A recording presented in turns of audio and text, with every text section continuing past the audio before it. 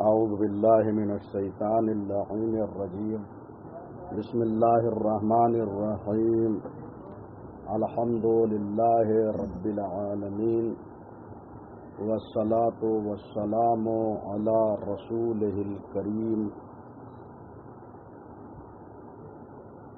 وآله الطيبين الطاهرين المعصومين المظلومين، واللعن الدائم على أعدائهم أجمعين من الآن إلى قيام يوم الدين. الحمدللہ، خدا کا لاکھ لاکھ شکر ہے کہ ہمیں ایک بار پھر پیغمبر اکرم کے نصیحتوں کو پڑھنے کی توفیق حاصل ہوئی ہے جو انہوں نے ابو ذر غفاری رحمۃ اللہ علیہ کو فرمائی ہیں.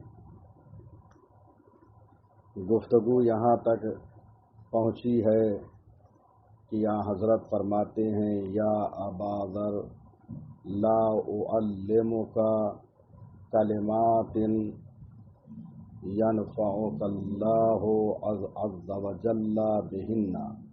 قلت بلا یا رسول اللہ. پیغمبر اکرم جناب ابو ذر سے فرماتے ہیں کہ اے ابو ذر، کیا میں تمہیں ایسے کلمات کی تعلیم نہ دوں جو تمہیں فائدہ پہنچائے؟ جناب ابو ذر غفاری کہتے ہیں میں نے کہا یا رسول اللہ، ہاں آپ ان کلمات کی تعلیم فرمائیں جو کلمات مجھے فائدہ پہنچا سکتے ہیں. قال احفظ اللہ یحفظک. فرمایا اے ابو ذر، اللہ کو یاد کرو تو اللہ بھی تمہیں یاد کرے گا. اللہ کی حفاظت کرو تو اللہ بھی تمہاری حفاظت کرے گا. دوسری چیز یہ ہے احفظ اللہ تجدہ امامک. اللہ کی حفاظت کرو تو اس کو اپنے سامنے پاؤ گے. تعرف علی اللہ فی الرخاء یعرفک فی الشدۃ. اے ابو ذر، راحت کے وقت خدا کو یاد کرو تو وہ سختی میں تمہیں یاد رکھے گا. وَإِذَا سَأَلْتَ فَاسْأَلِ اللَّهَ عَزَّ وَجَلَّ. اور جب کوئی سوال کرو، جب کسی سے کچھ مانگنا ہو تو اللہ سے طلب کرو، اللہ سے مانگو. وَإِذَا اسْتَعَنْتَ فَاسْتَعِنْ بِاللَّهِ. اور اگر مدد چاہتے ہو تو اللہ سے مدد طلب کرو. فَقَدْ جَرَى الْقَلَمُ بِمَا هُوَ كَائِنٌ إِلَى يَوْمِ الْقِيَامَةِ. کیونکہ قیامت تک جو کچھ ہونے والا ہے سب کچھ لکھا جا چکا ہے. فَلَوْ أَنَّ الْخَلْقَ كُلُّهُمْ جَهَدُوا أَن يَنْفَعُوكَ بِشَيْءٍ لَمْ يُكْتَبْ لَكَ مَا قَدَرُوا عَلَيْهِ. قیامت تک جو کچھ ہونے والا ہے سب قلم کے ذریعے سے لکھا جا چکا ہے اللہ کے یہاں. لہذا اگر پوری مخلوقات مل کر تمہیں فائدہ پہنچانا چاہیں اور وہ تمہارے حق میں نہ لکھی ہو وہ چیز، تو یہ ساری مخلوقات اس پر قادر نہیں ہیں کہ وہ تمہیں فائدہ پہنچا سکے. وَلَوْ جَهَدُوا أَن يَضُرُّوكَ بِشَيْءٍ لَمْ يَكْتُبْهُ اللَّهُ عَلَيْكَ مَا قَدَرُوا عَلَيْهِ. اور اگر ساری مخلوق خدا مل کر یہ کوشش کریں کہ تمہیں نقصان پہنچائیں تو یقین جانیے کہ وہ تمہیں نقصان نہیں پہنچا سکتے. अगर तुम्हारे हक में वो नुकसान नहीं लिखा है अल्लाह के यहाँ, तो सारी मखलूक़ात जमा होकर तुम्हें नुकसान पहुँचाएं तो वो इस चीज़ पर कादिर नहीं है। फ़इन इस्तताअत अन तअमल लिल्लाहि अज़्ज़ व जल्ल बिर्रिज़ा फ़िल यक़ीन फ़फ़अल, अगर तुम इस्तिताअत रखते हो, तुम्हें कुदरत हो, तुम्हें ताकत हो, अन तअमल लिल्लाहि अज़्ज़ व जल्ल बिर्रिज़ा फ़िल यक़ीन फ़फ़अल, अगर तुम कोई काम अल्लाह के लिए करना चाहते हो रिदा व यकीन के साथ, तो उसे कर गुजरो। व इल्लम तस्तअ फ़इन्ना फ़िस्सब्र अला मा तकरहु खैरन कसीरा, और अगर तुम ये काम अल्लाह के लिए रिदा और यकीन से नहीं कर सकते तो कम अज़ कम उस काम पे सब्र करो। क्यों? इसलिए कि सब्र में खैर कसीर है, बहुत ज़्यादा फ़ायदा है, बहुत ज़्यादा सवाब है। व इन्नन नस्र मअ सब्र, और नुसरत व फत जो है वो सब्र के साथ है। वल फरज मअल करबे, और आसानियाँ जो है वो मुश्किलात के साथ हैं, यानी जब इंसान मुश्किलात को झेलता है तो आसानियाँ होती है। व इन्ना मअल उसर युसरा, और बतहकीक की मुश्किलात के साथ आसानियाँ हैं। पैगम्बर अकरम ने यहाँ जनाब अबू ज़र गफ़ारी रहमतुल्लाह अलैह से ये फरमाया कि क्या मैं तुम्हें कुछ कलिमात सिखाऊं जो तुम्हें फ़ायदा पहुँचाए? उन्होंने कहा या रसूलल्लाह फरमाइए, जो मुझे फ़ायदा पहुँचा रहे हैं वो कलिमात आप मुझे इल्का कीजिए, मुझे बताइए। यहाँ पर एक के बाद एक पैगम्बर ने सारी चीज़ों को बता दिया है।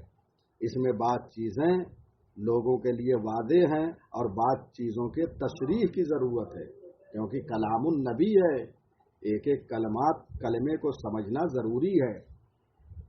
सबसे पहले कहा कि तुम अल्लाह की हिफाजत करो। अल्लाह की हिफाजत कैसे हो सकती है? अल्लाह की हिफाजत का मतलब ये है कि अल्लाह के हुदूद को पहचानो, यानी बंदे और अल्लाह के दरमियान एक राबिता है। वो परवरदिगार है, हम बंदे हैं, लिहाजा ये रिश्ता बड़ा मुहकम है अब्दो माबूद का।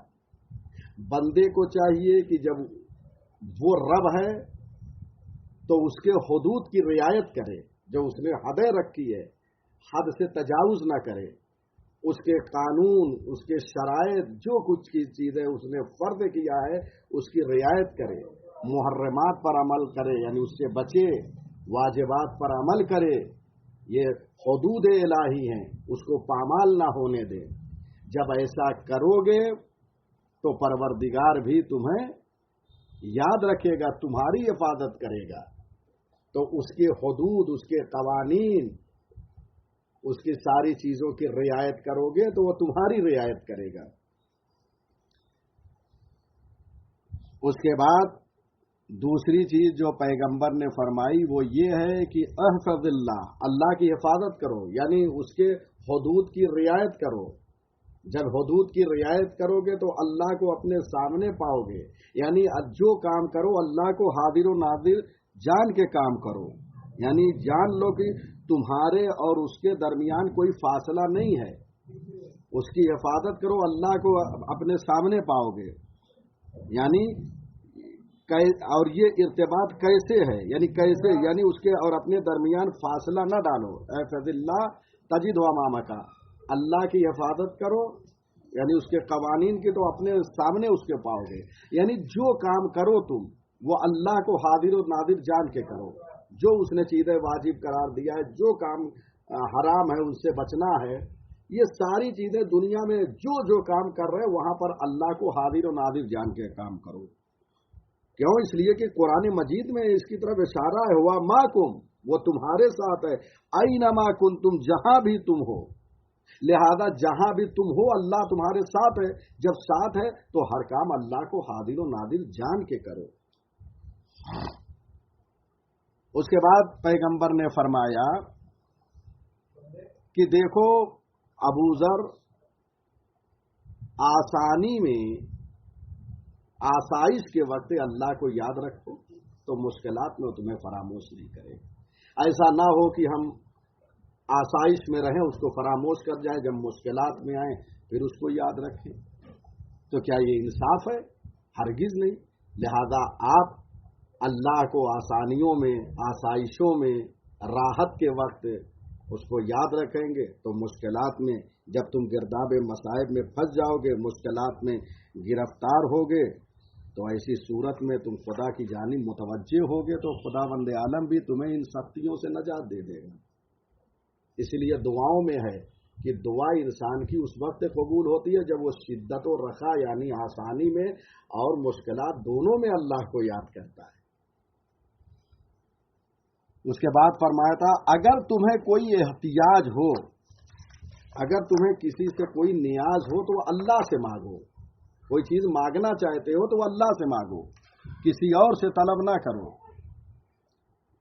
क्योंकि वो तुम्हारी नियाज को बरतरफ करने वाला है, वो तुम्हारे हर चीज को पूरी करने वाला है। उसकी जानिब मुतवज्जे रहो, वो हर शय पे कादिर है, जो उससे मांगोगे वो तुम्हें अता करेगा।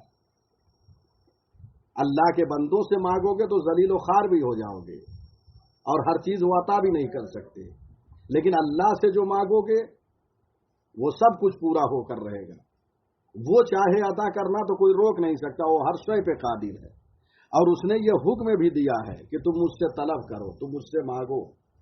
चुनांचे दुआए इफ्तिताह जब हम अभी माह मुबारक रमजान में मुसलसल शबों में पढ़ रहे थे, उसमें यह जुमला आया है, अल्लाहुम्मा अज़िन तली फी दुआइका व मसअलतिका, खुदाया तूने मुझे इजाजत दी है कि मैं तुझसे दरखास्त करूं और तुझसे सवाल करूं। यानी उसने कहा है कि मुझसे सवाल करो जो करना है। लिहाजा इंसान को चाहिए जो कुछ मांगना है अल्लाह से मांगे, वो अता करने वाला है। और ये क्यों? क्योंकि उसने सब कुछ लिख दिया है। जब लिख दिया है तो हर चीज मुअय्यन है, वही अता करेगा।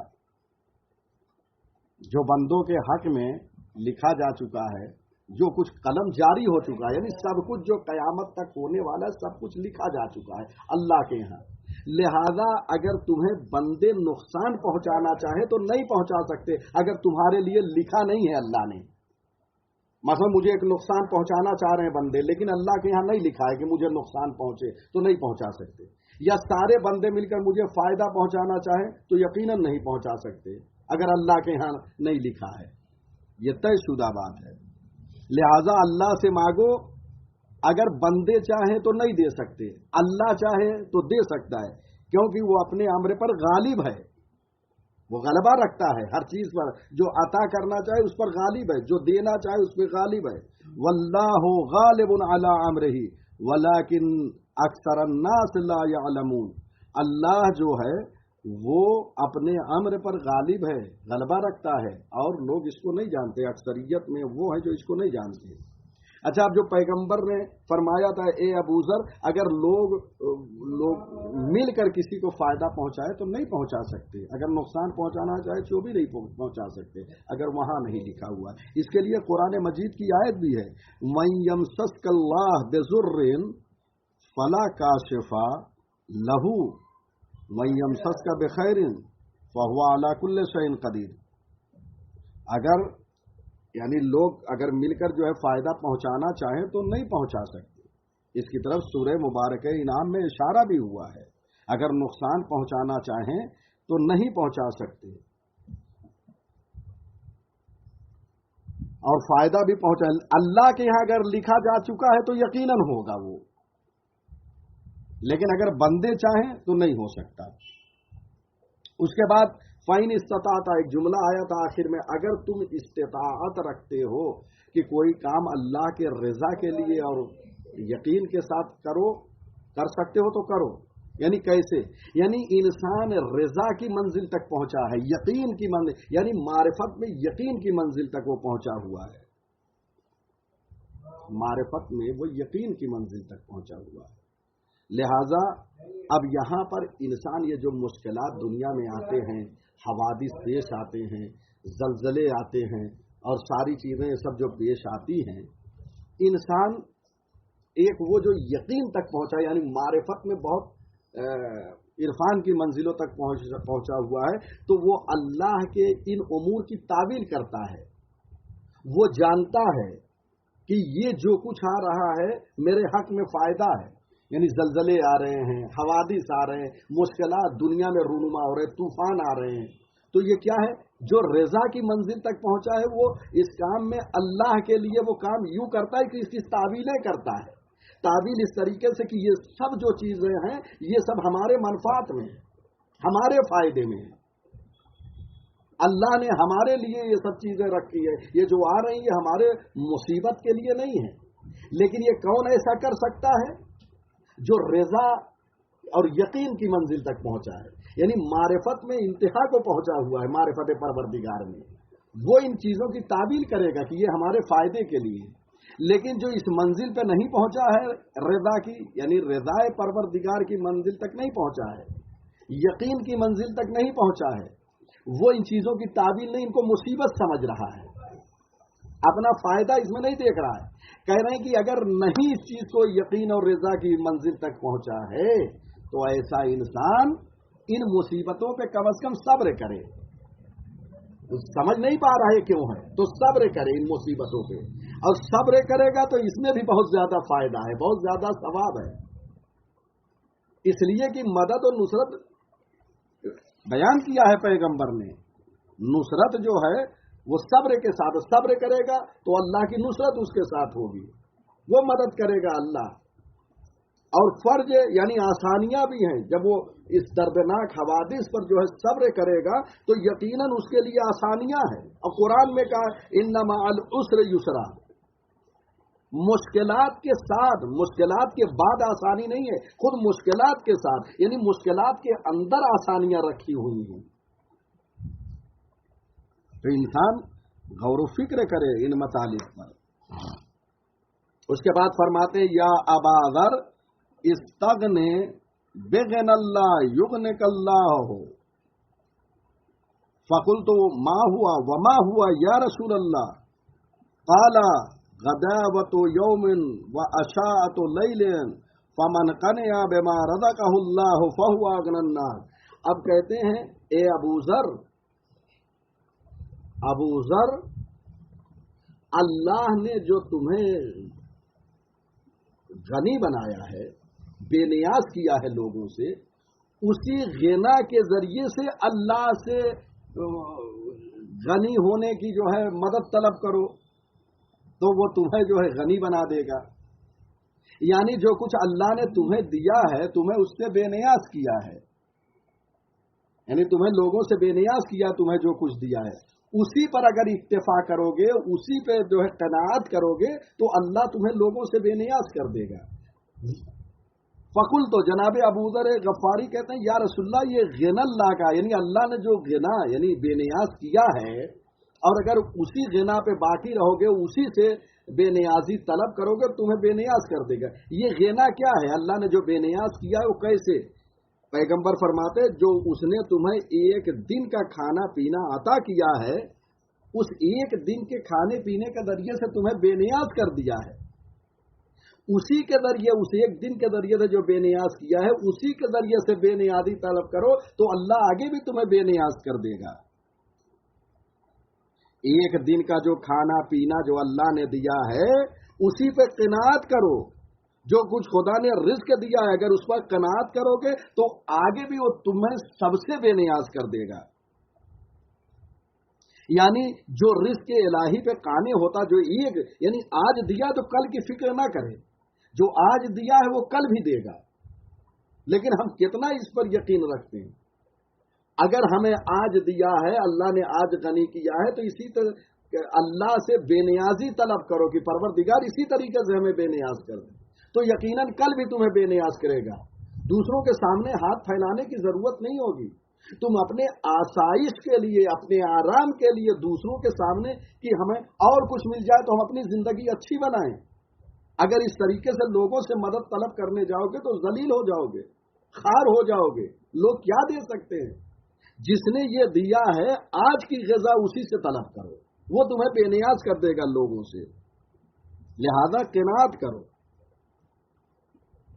قناعت کا معنی یہ ہے کہ آج جو اللہ نے دیا اس پہ اکتفا کرو۔ مولا کائنات نہج البلاغہ میں فرماتے ہیں القناعۃ مال لا ينفد، قناعت جو کچھ اللہ نے دیا ہے اسی پر اکتفا کرنا، یہ قناعت جو ہے یہ ایسا مال اور سرمایہ ہے کہ جو کبھی ختم ہونے والا نہیں ہے۔ لہذا انسان اپنی زندگی میں قناعت کرے، قناعت پسند ہونا چاہیے انسان کو، اور اگر ایسا قناعت انسان اختیار کرے گا جو اللہ نے دیا، دنیا میں کائنات میں سب سے زیادہ غنی وہی ہے اگر ایسا کر رہا ہے۔ فہو اغنی الناس پیغمبر نے فرمایا۔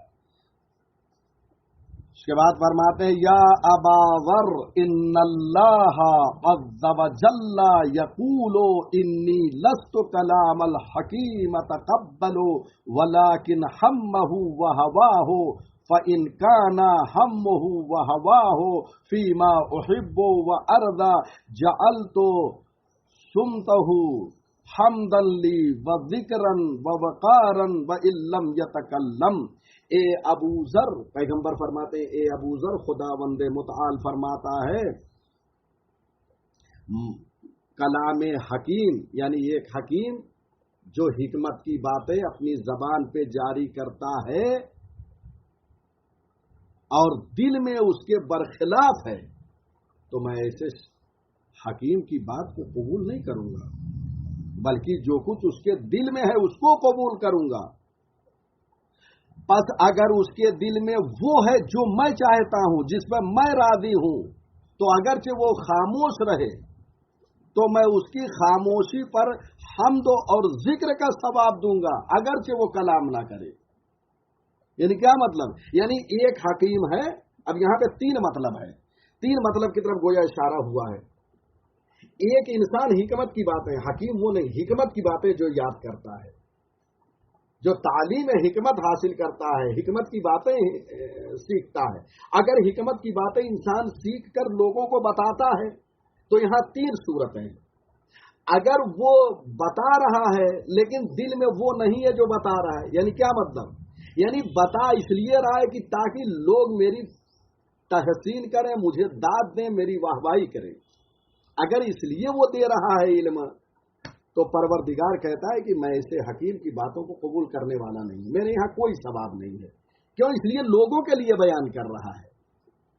اگرچہ لوگوں کو یہ چاہیے کہ اس سے حسن ظن رکھیں، حسن ظن یعنی جو یہ بیان کر رہا ہے اللہ ہی کے لیے بیان کر رہا ہے، لوگوں کو یہ چاہیے سوء ظن نہ کرے جب تک ظاہر نہ ہو۔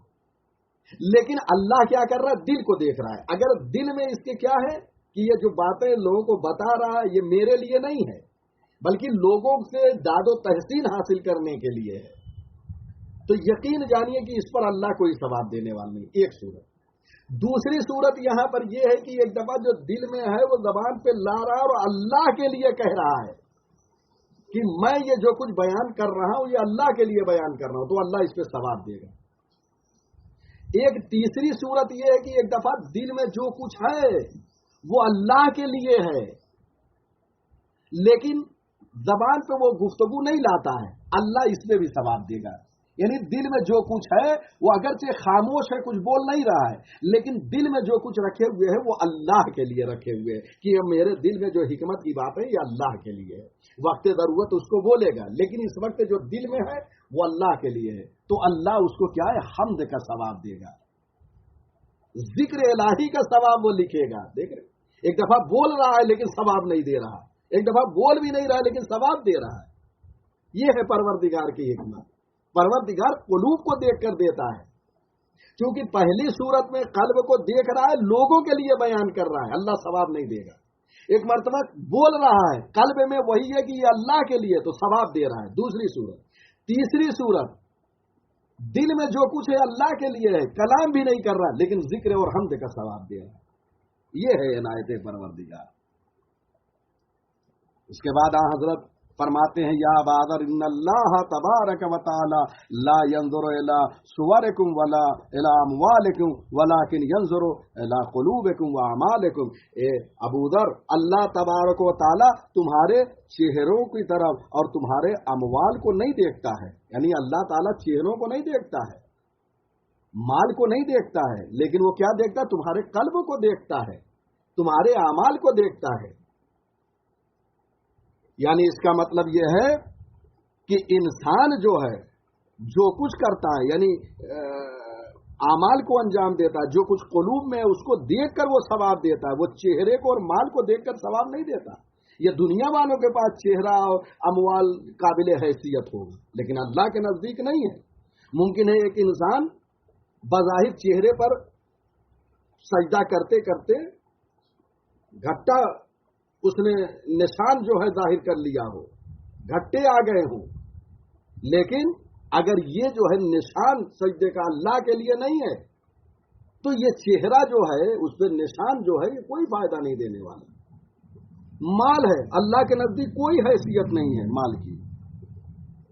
इंसान चल रहा है, लिबास अच्छा नहीं है तो अल्लाह इसको नहीं देखता है, उसके कल्ब को देख रहा है, उसकी इबादत को देख रहा है। अगर इबादत अल्लाह के लिए, कल्ब में जो कुछ अल्लाह के लिए, तो लिबास अच्छा नहीं उसको सवाब देगा।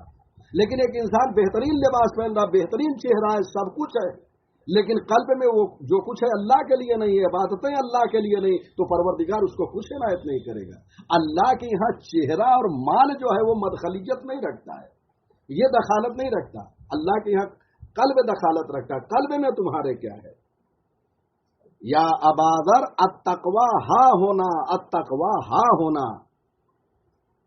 2 मरतबा पैगंबर ने कहा। अबू ज़र तकवा यहां है, तकवा यहां है, और फरमा रहे हैं यानी तकवा कल्ब में होता है। वह अशारा इला सद्रही, ये कहकर तकवा यहां है, तकवा यहां है, पैगंबर ने अपने सीने की तरफ इशारा फरमाया। यानी तकवा कहां होता है? कल्ब में होता है। तकवे का ताल्लुक कल्ब से होता है। इसलिए कुरान मजीद में वमन युअज़्ज़िम शाइर अल्लाह फइन्नहा मिन तक़वल क़ुलूब, जो अल्लाह के निशानियों की ताज़ीम करता है वो क्या है? मिन तक़वाए क़ुलूब, फइन्नहा मिन तक़वल क़ुलूब, ये कल्ब के तक़वे में से है। तो तक़वा कहाँ होता है? कल्ब में होता है। पैगंबर ने इशारा फरमाया। उसके बाद हजरत फरमाते हैं या अबादर अरबाउन ला युसीबहुन्ना इल्ला मोमिन, ए अबूजर 4 चीजें हैं जो मोमिन के अलावा किसी को नहीं पहुंचेंगी, किसी को नहीं मिलती। 4 चीजें ऐसी हैं जो सिर्फ मोमिन को मिलती हैं। पहले असम्त, सुकूत, खामोशी, ये मोमिन को मिलती है। गैर मोमिन खामोश नहीं होता, जिसका ईमान नहीं है उसको खामोशी नहीं मिलती। यानी खामोशी अल्लाह की एक नेमत है। वह हुआ अव्वलुल इबादत, इबादत की इब्तिदा का नाम खामोशी है, इबादत का आगाज खामोशी से होता है। यानी इस खामोशी पर भी इबादत का सवाब दिया जाता है अल्लाह के यहाँ। 2 वह तवाज़ो, दूसरी चीज जो मोमिन को मिलती है वह तवाज़ो इंकिसारी है।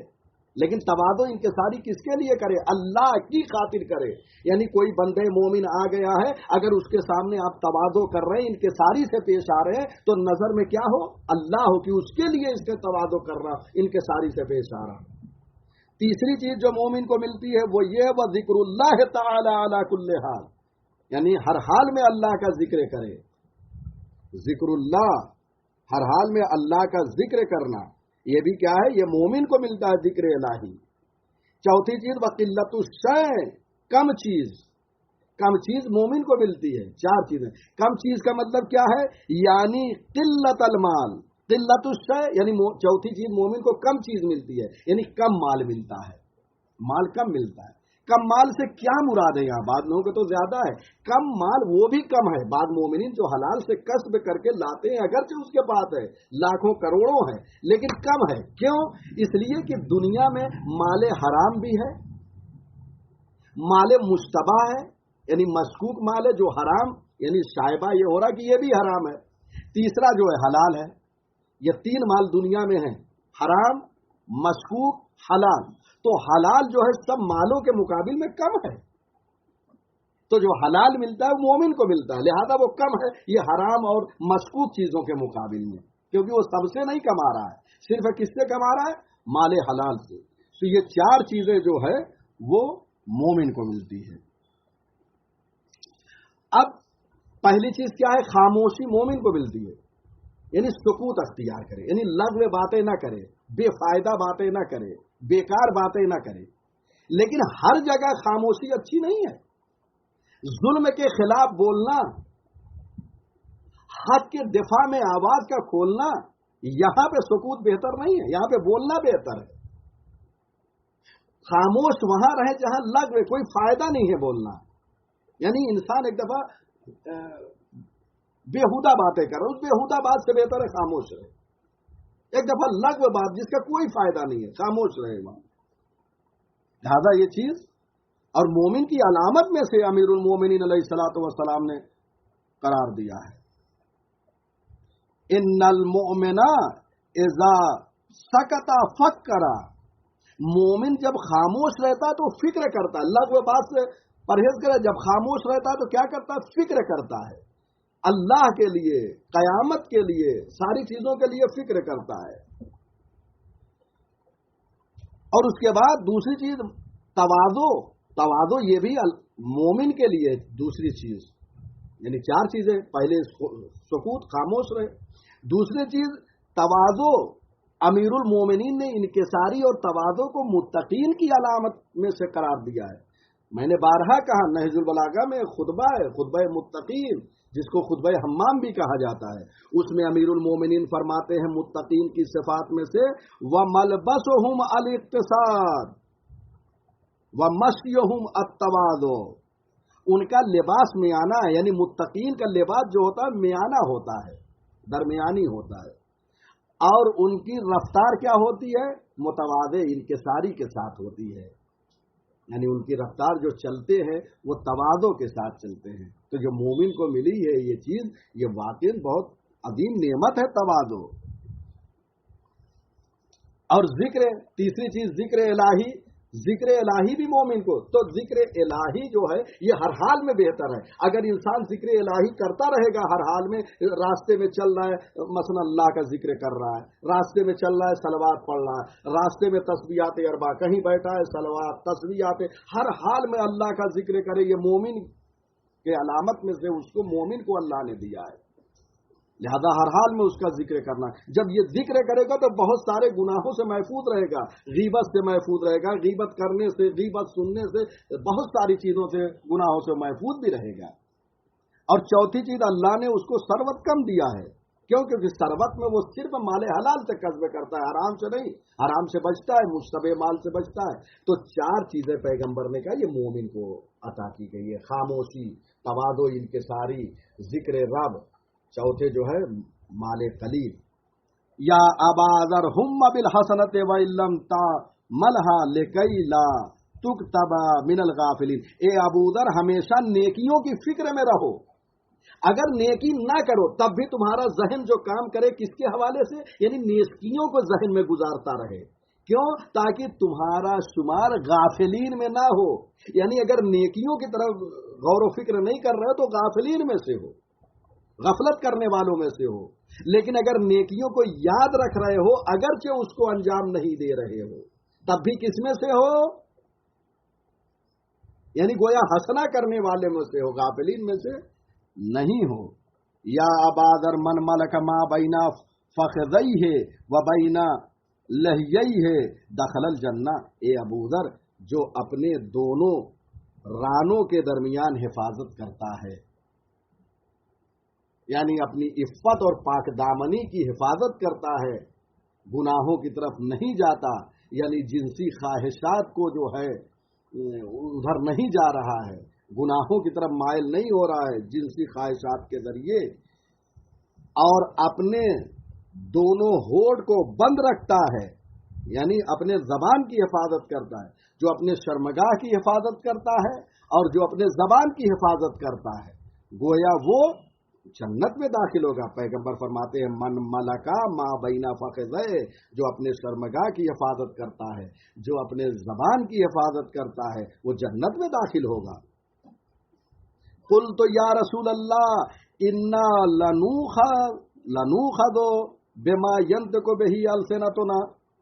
یا رسول اللہ، کیا ہماری زبان جو کچھ بولتی ہے اس زبان کا بھی ہم سے حساب و کتاب ہوگا؟ چلیے، یہ تو مابین فخذین جنسی خواہشات کا مسئلہ معلوم ہے، زبان کے بارے میں بتائیے یا رسول اللہ، کیا جو ہم زبان سے بولتے ہیں اس کے بارے میں بھی حساب و کتاب ہے؟ کیا اس کے بارے میں مواخذہ ہوگا، عذاب و ثواب دیا جائے گا؟ قال یا ابادر وحل یکب الناس علی مناخرہم فی النار الا حصائد السنتہم، حضرت نے فرمایا اے ابو ذر، کیا لوگ جہنم میں زبان کے نتیجے کے علاوہ کسی اور چیز کے ذریعے جائیں گے؟ یعنی سب سے زیادہ جو جہنم میں جائیں گے وہ کس کے ذریعے؟ زبان کے ذریعے جائیں گے۔ کیا یا ابو ذر، جناب ابو ذر نے کیا کہا؟ یا رسول اللہ، کیا زبان کے ذریعے سے بھی عذاب و ثواب دیا جائے گا، مواخذہ ہوگا؟ پیغمبر فرماتے ہیں، سوالیہ جملہ ہے، اے ابو ذر، کیا زبان کے علاوہ لوگ جہنم میں کسی اور چیز کے ذریعے جائیں گے؟ یعنی زبان کے ذریعے کثرت سے لوگ جہنم میں جائیں گے، روایتوں میں اور دیگر روایتوں میں بھی وارد ہوا ہے۔ لہذا زبان کو کنٹرول میں انسان رکھے۔ اس کے بعد فرمایا انک لا تزال صالما، اے ابو ذر، پیغمبر فرماتے ہیں اے ابو ذر، جب تک تم خاموش ہو، سمجھ لو سالم ہو، کیوں؟ اس لیے تمہیں کچھ نہیں لکھا، خاموشی میں تمہارے لیے کچھ نہیں لکھا جا رہا، لیکن جیسے ہی تم نے کلام کیا، یا تو تمہارے لیے ثواب لکھا جائے گا یا عذاب لکھا جائے گا۔ اگر اچھی باتیں کرو گے، نیک باتیں کرو گے، اللہ کے لیے گفتگو کرو گے تو ثواب لکھا جائے گا، اور اگر خدا نہ کرتا غیبت کر رہے ہو، خلاف دین زبان چلا رہے ہو، خلاف شریعت بول رہے ہو تو عذاب لکھا جائے گا۔ اور فرمایا آپ نے، لہذا انسان کو چاہیے اپنے زبان کی حفاظت کرے۔ انا اکثر الخطایا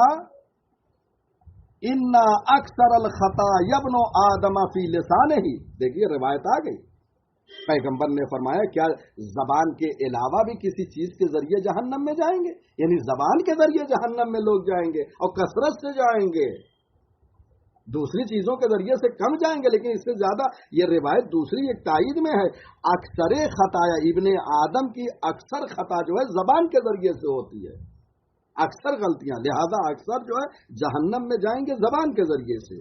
یا ابادر، یہ سب زبان ہی کے حوالے سے اب گفتگو چل رہی ہے، پیغمبر جو نصیحت فرما رہے ہیں جناب ابو ذر کو، اب زبان کے حوالے سے نصیحت فرما رہے ہیں۔